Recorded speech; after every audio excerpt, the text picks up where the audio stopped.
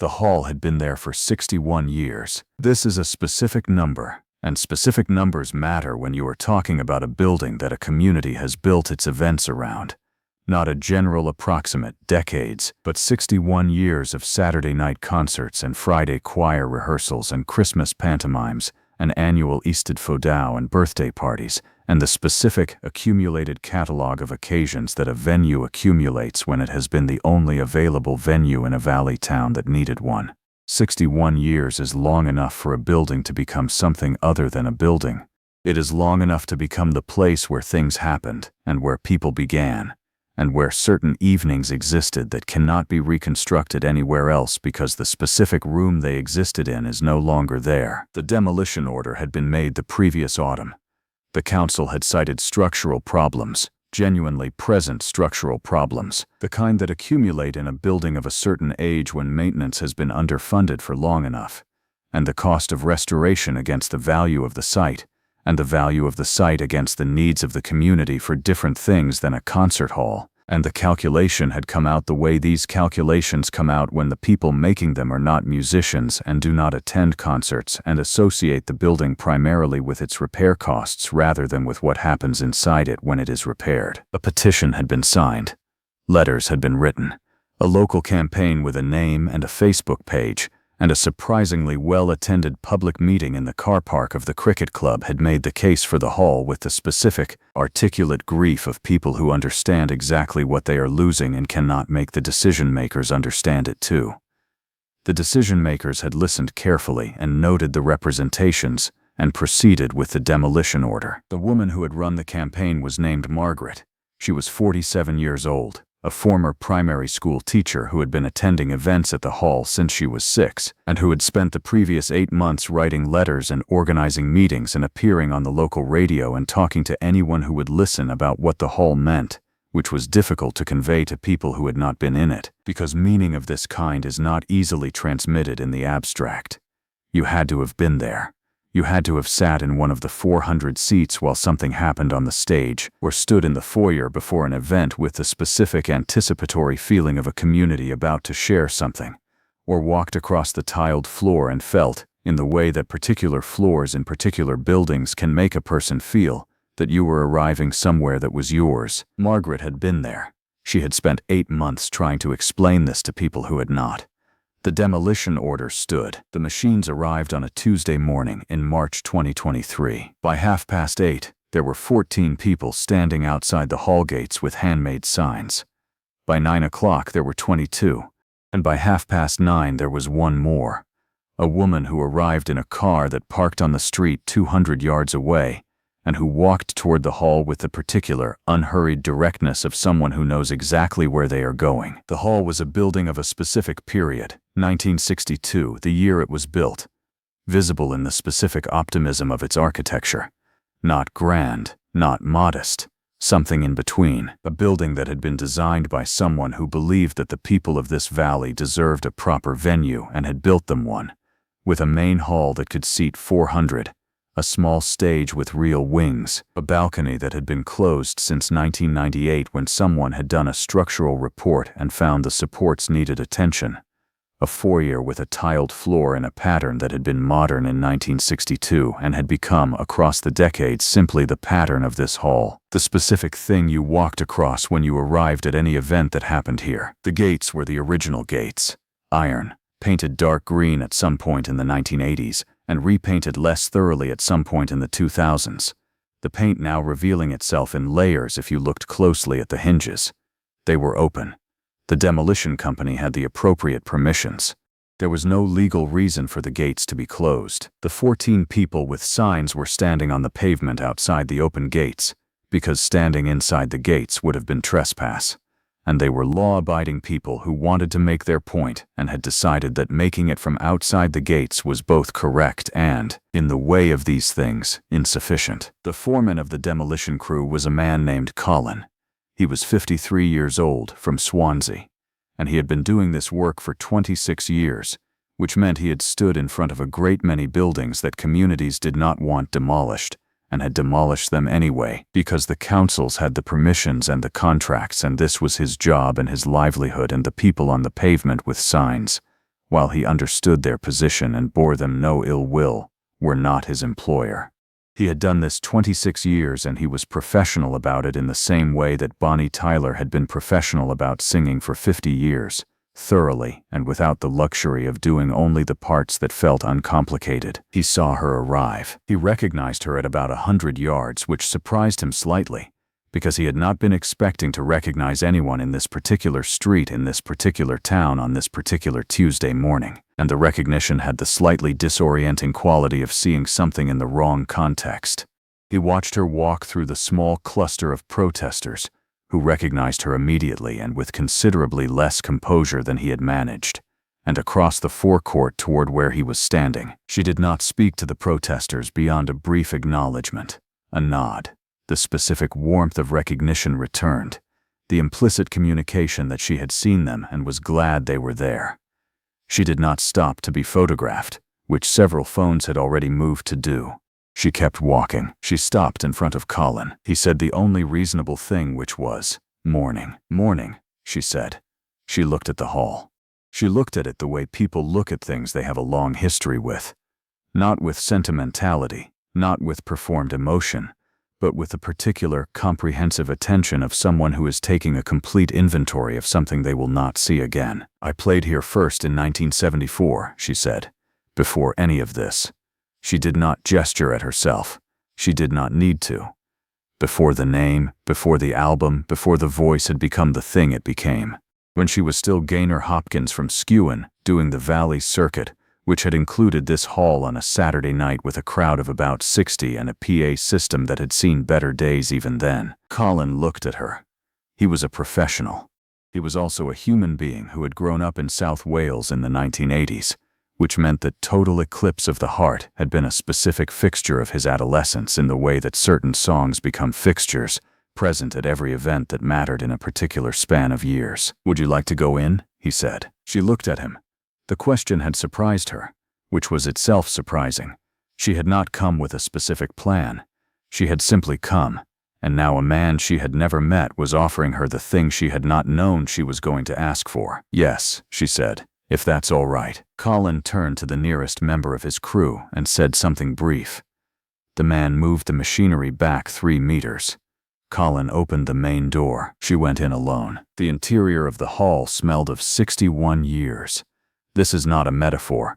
Old buildings have a specific accumulation of olfactory history, the particular combination of dust and old wood and the residue of thousands of events, the specific smell of a space that has been used by a great many people for a great many purposes across a very long time.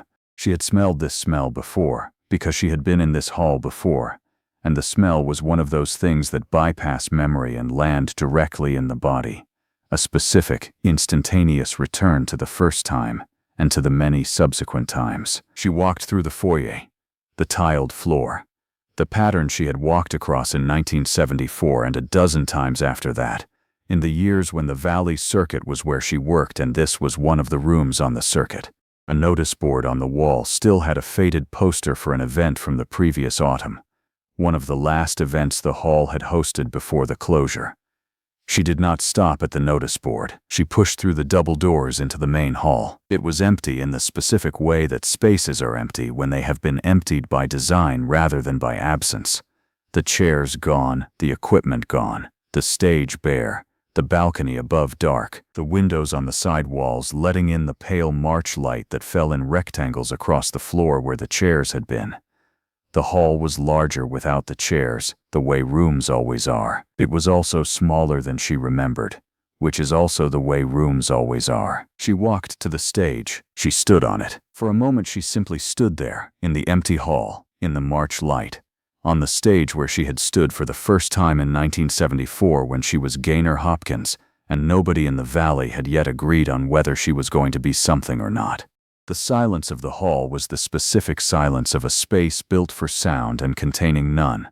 A silence that had a shape to it, the shape of the 400 chairs that used to fill it, the shape of the sound that used to happen. The stage was smaller than she had expected. This was also the way it always was. The stages of your beginning are always smaller when you come back to them, because the measuring instrument has changed.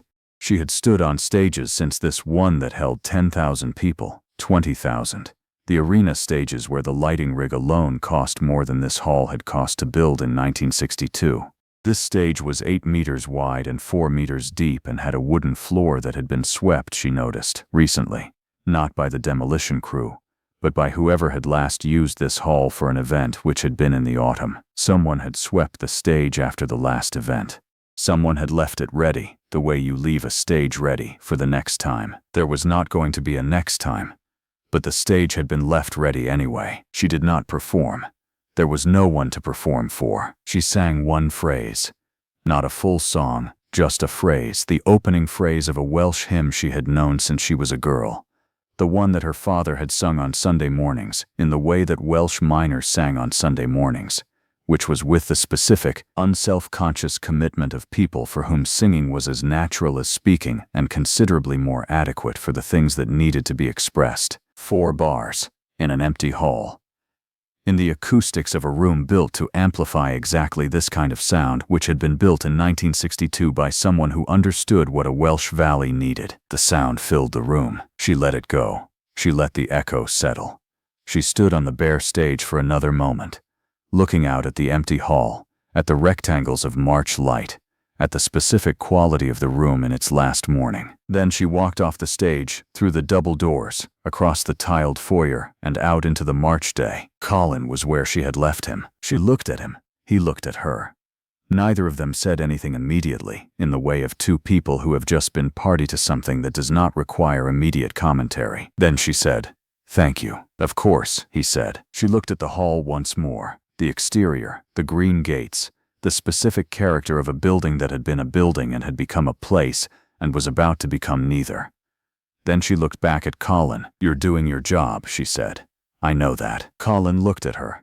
He had been doing this job for 26 years, and nobody had ever said that to him, on a site where people were standing with signs, and the specific directness of it, the acknowledgement of his position rather than its dismissal, landed somewhere he had not expected. "I know," he said. "Thank you." She walked back through the crowd. More people had gathered. Word had traveled, in the way that word travels in Welsh Valley towns, with the specific speed of a community that is still, despite everything, a community. Phones were out. Someone was filming. Someone had started crying. She nodded at the people with signs. She said one thing to the woman holding the largest sign, the woman who had clearly been the organizer of the campaign, who had the specific exhausted expression of someone who has been fighting something for months and has known for weeks that they were going to lose. She said, "It's going to be somewhere else now. It already is. Everything that happened here is already somewhere else." The woman with the sign looked at her. She did not look consoled, but she looked perhaps slightly less alone. Bonnie Tyler drove back through the valley. The March day continued around her, the specific march of the Welsh valleys, the sky doing its particular thing between winter and spring. The hills, the hills. She had been in that hall for perhaps 12 minutes. She had stood on the stage where she had stood for the first time at 22, and she had sung 4 bars of a hymn for nobody, and she had walked out. She thought about the first time. 1974. The PA system that whistled if you stood too close to the monitor. The 60 people in 400 seats, which produces a specific quality of acoustic that a full room never has, a sound that is honest about the relationship between the performer and the audience, which in this case was, "I am here, you are here. There is a considerable amount of space between us, and we are both choosing to proceed anyway." She had learned something in those rooms. She had learned that a room's size does not determine whether something true can happen in it. The 60 people had been real. The hall had been real. The thing that happened between a voice and a room, the specific way that sound fills a space and comes back changed, had been as real as it had ever been in an arena. She thought about the woman with the sign, the already somewhere else. She had meant it. The events that had happened in that hall, the first amateur concerts and the Easted Fodow and the choir rehearsals and the 60 people listening to a girl from Skewen who was not yet famous, were not in the building. They were in the people who had been there. They moved when the people moved. They did not require the building to remain in order to remain. This did not make the building's loss not a loss. It was still a loss. The two things were both true, and she held them both, the way you hold things that are both true simultaneously, which is with some difficulty and without the expectation that the difficulty will resolve. She got home before lunch. She told Robert about the hall and the stage and the 4 bars of the hymn and Colin and Margaret. Robert listened. "Did it help?" he said, not flippantly, with the specific, genuine curiosity of someone who wants to know whether the thing she did what she needed it to do. She thought about it. "I don't know," she said. "It felt right." "That's not the same thing," he said. "No," she said. "But it might be enough." Robert was quiet for a moment in the way of someone who has considered this and found it satisfactory. "What did you sing?" he said. She told him. He recognized it. Of course he recognized it. They had been married for 50 years, and he knew her repertoire of hymns as well as he knew her repertoire of everything else, which was intimately and without effort. "Good choice," he said. She thought. Yes. The right room for it. The right morning. 61 years of Welsh voices in the acoustics, and one more briefly, before the acoustics ended. The hall came down over the following 3 days. The valley continued. The things that had happened in it moved with the people who carried them. The tiled foyer pattern, the balcony that had been closed since 1998, the acoustics of a room built for Welsh voices. These went the way that physical things go when the physical form is demolished. Margaret was there for the demolition. She stood outside the gates on all 3 days, which was not a protest any longer. The protest was over and the decision was made. But something else, a witnessing. She was there because someone should be there. And she was the person who had spent 8 months making the case and who felt that watching the end was part of the responsibility she had taken on when she began. On the second day, a van arrived with a local news crew. They filmed Margaret and the gates and the machinery. They did not know about Bonnie Tyler and the stage and the 4 bars of the hymn. Margaret knew, and she did not tell them, because it felt like the kind of thing that should remain where it had happened. Inside the hall, inside the morning. Inside the specific private completeness of a thing done for the right reason without an audience. She kept it for a long time. When Bonnie Tyler died in July 2026, Margaret told her daughter. Her daughter asked what she was like. Margaret thought about the forecourt and the crowd and the unhurried walk and the words she had said, already somewhere else, and what it had felt like to have someone confirm something she had always believed but had never heard stated quite so directly. She said, "Everything that happened here is already somewhere else," Margaret said. Her daughter thought about this. "Is that true?" "Yes," Margaret said.